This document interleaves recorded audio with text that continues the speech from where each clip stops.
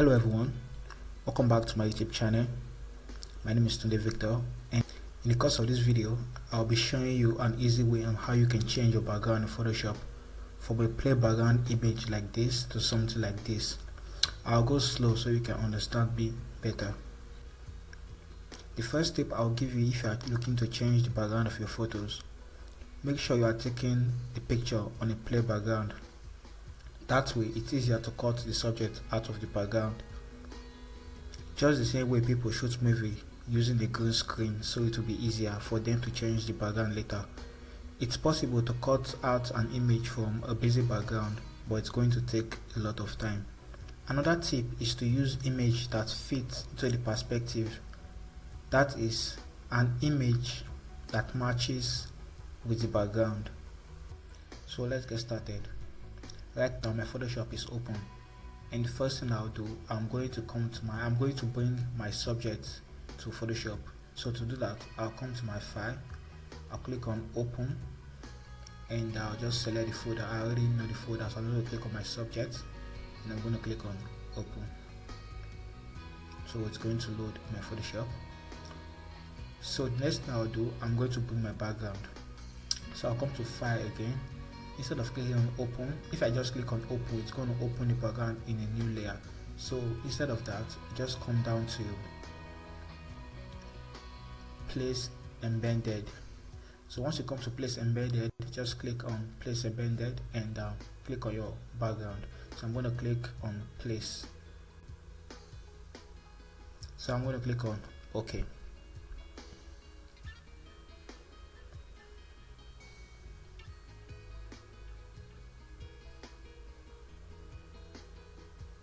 The next thing I will do, unlock my bottom layer right here. So once I unlock it by clicking on this key icon, it will be unlocked. So I'm just going to unlock it, and after that I'm going to change this. I'm going to click on this layer name and I'm going to change it to subject. I'm going to change it to subject. Let me switch so you can see what I'm doing. So I'm going to change it to subject.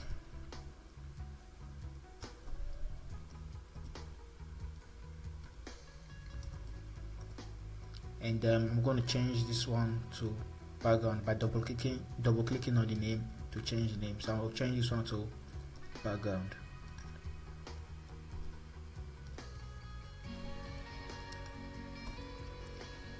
Now that I've got that out of the way, I'm just going to bring the background below my subject layer. So the background will be below. So if I turn off my subject, you'll be seeing the background.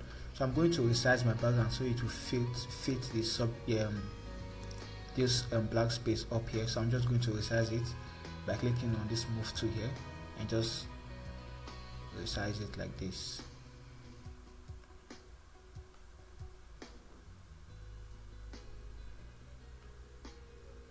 I think I'm going to move it to this side a little. Okay.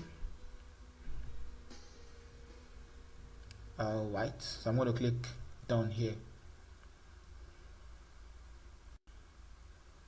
And once I'm done with that, I'll turn on my subject layer.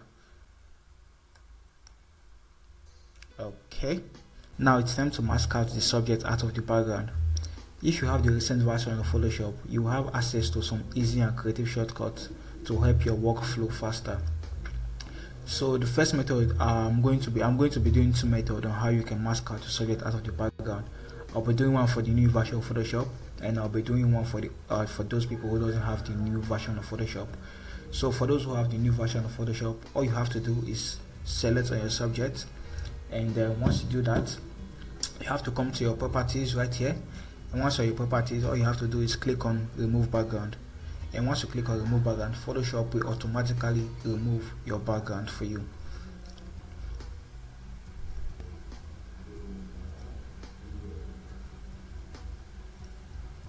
You can see Photoshop did a pretty nice job, but I'm just going to resize my background again.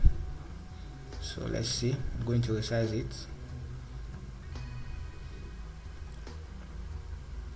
Okay, now Photoshop has successfully helped me remove my subject from the background.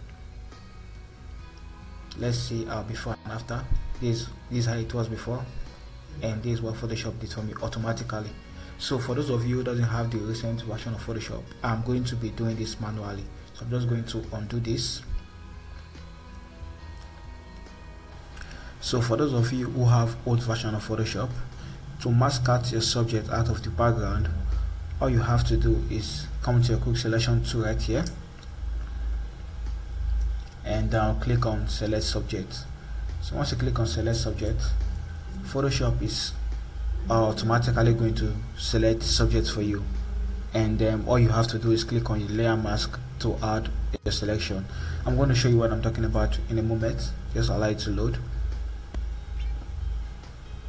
Now that Photoshop have selected our subject for us,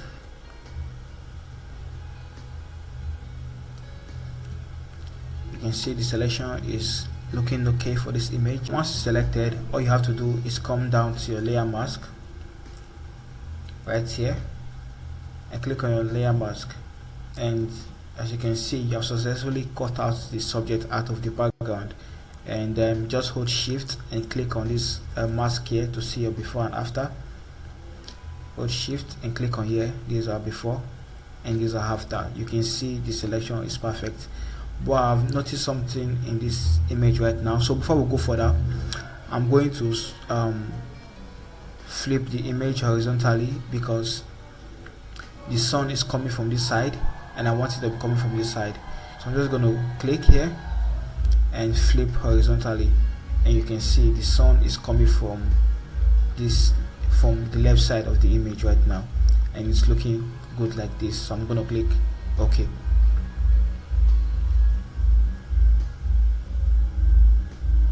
Now that we have done that, the next thing I'm going to do, I'm going to make the selection looks more gray.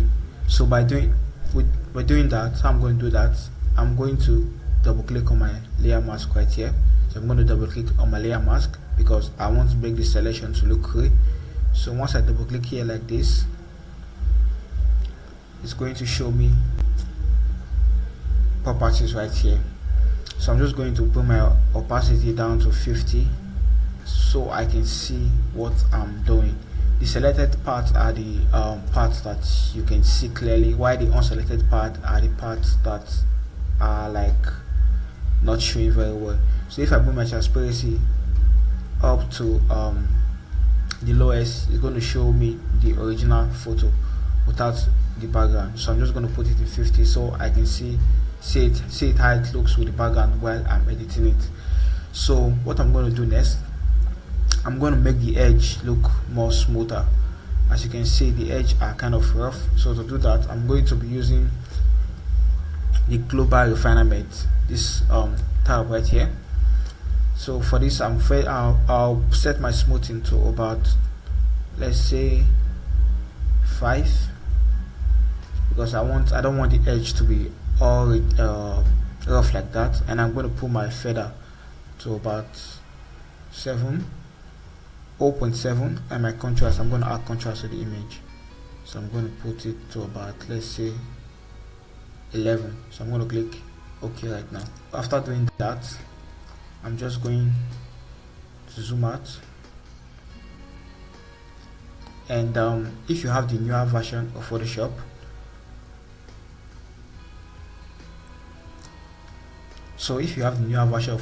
if you want to refine the hair, all you have to do is click on your refine edge tool and click on refine hair, and Photoshop will automatically refine the hair for you. So you can see Photoshop did a great job of refining the hair for me. It's looking so real and so good. So I'm going to click OK. Now I'm just going to cancel it, and I'm going to show you, for those of you who doesn't have the newer version of Photoshop. So I'm going to open my layer mask tab again, and I'm going to click on refine edge tool, and I'm just going to use my brush to brush on the hair to make it look gray like that. I'm just going to brush on the edges of the hair to bring back some details of the hair right there, and I'm going to do the same for the edges of the image. So if you are doing this, please take your time to do it, and don't rush it, just take your time. It's bringing out the edges. So I'm going to click OK right now. Once I'm done, I'm going to click okay.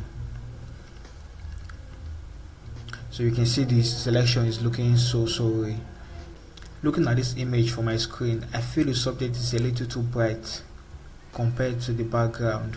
So I'm just going to reduce the brightness on the subject, and to do that I'm going to come to my curves layer, and I'm going to come to my RGB.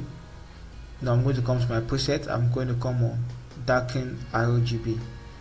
As you can see, darken the whole image, but I want it to be limited only on the subject. So I'm just going to use my clipping mask.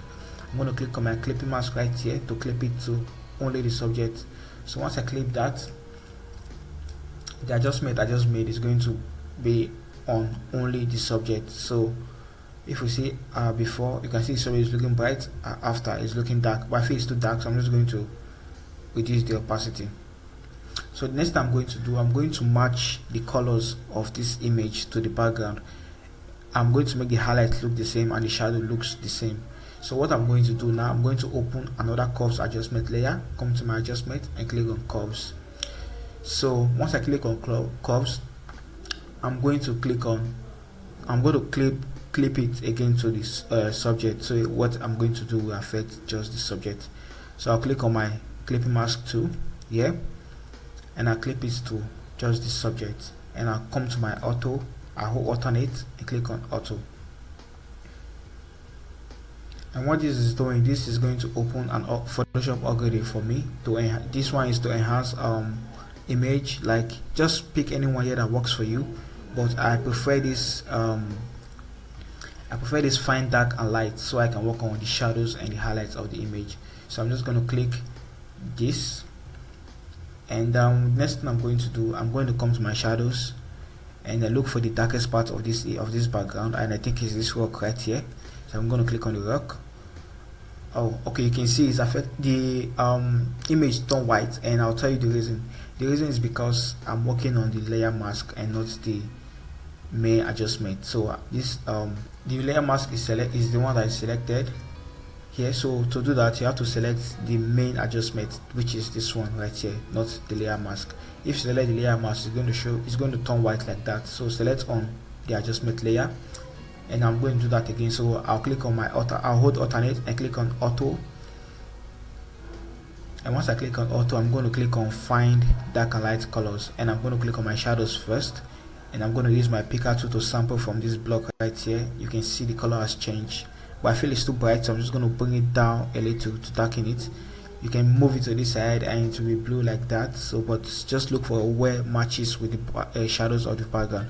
So I think right here it's kind of okay. I'll leave it like this, okay, and I'll do the same. I'll click okay. I'll do the same thing for my highlight. I'll come to my highlight. I'll look for the brightest part of this image, which I think is this sky right here. I'm just going to click on this white sky right here, and you can see the colors of the model has changed to the highlights in the background. So I'm just going to make it bright a little bit like that, and I'm going to click OK. So once I'm done with that, I'm going to click OK here. I'm going to click no, and this is our before and these are after. You can see the massive difference. These are before and these are after. You can see the subject is looking almost like the background. We are not done yet. So to make the image looks more realistic, I'm going to be adding blur to the background, and to do that, all I have to do is come to my filter and come to my blur. I'll click on Gaussian blur. So what I'm simply going to do, I'm going to increase the blur radius, and as you can see, the background is getting blurred. So if I bring it all the way, the background will be too blurry, but I don't want it to be too blurry, so I'm just going to leave it in, let's say 8. I'm going to leave it at 8. I'm going to click OK, and once I click OK, let's see our before. Let's see our before and after. You can see the blurriness in the background is looking so good right now. Our before and our after. So to make this image looks blend even better, all we have to do is to adjust the whole image together. So to do that, I'm going to convert the whole image into a smart object. So I'm going to come here to this first layer right here and click on this background layer right here. So once I click on my background layer, I'm going to convert to a smart object. So I'm just going to click here and convert to a smart object. So once I convert to a smart object, I'm going to come to my filter and click on camera filter. So I'm going to add an adjustment to the general image to make the image blend and make it looks even. I'll come to my basics. I'll add warmness to the image. I want it to be a little bit warm, so like this is okay. I'll reduce my highlights. I'll open up my shadows a bit. I'll move up my whites, increase my whites, and I'll take my blacks in like this. And I'll add a little bit of texture to the image like this. And another thing I'm going to do, I'm going to add vibrance to the image like this, and I'll reduce the saturation a little bit. I feel it's too saturated, so I'm just going to reduce it a little bit and click no, I'm not going to click OK yet. So just tune the image to get what you want. This is like normal just the way you color an image, so whatever works for you, whatever makes the image looks good. So next thing I'm going to do, I'm going to come to my effects. I'm going to add a little bit of grains to make the transition even. Let me zoom in so you can see. You can see if I add more grains, you can see the image are looking even. So I'm just going to reduce it a bit to make it look more realistic. So you can see the image is looking good already. So the next thing I'm going to do, I'm going to add a vignette to this image. So I'm just going to add a black vignette like this, take it all the way down like this. I think it's okay. I'm going to click OK. Now let's see our before and after camera filter. You can see this image is looking good already. So this is our before camera and this is our after camera filter. Okay, I want to add contrast to the whole image, so I'm going to use levels to add contrast to the whole image. I'm going to click on my levels adjustment layer, and I'm going to bring my highlights in a bit and bring my shadows in a little bit to add contrast to the whole image.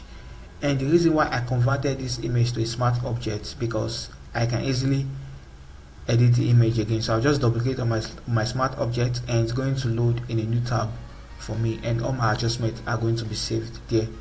So as I double click it right now, and you can see all the adjustments I made is open in a new tab. So that's why I convert to smart object. If you are working with a composition image, it's better you save your image as a smart object. So you can see this image is looking good. These are before and these are after. So let's see our overall before and after. Let me just bring back the image we used. So I'll just come back to my place embedded and select the subject and place. So we can see our overall before and after. So these are before and these are after. These are before and these are after. You can see the image looks so real. If you want to see more videos like this, click on the subscribe button and turn on post notification, so you'll be the first person to see my video when I post a video next time. Stay creative. I'll see you guys next time.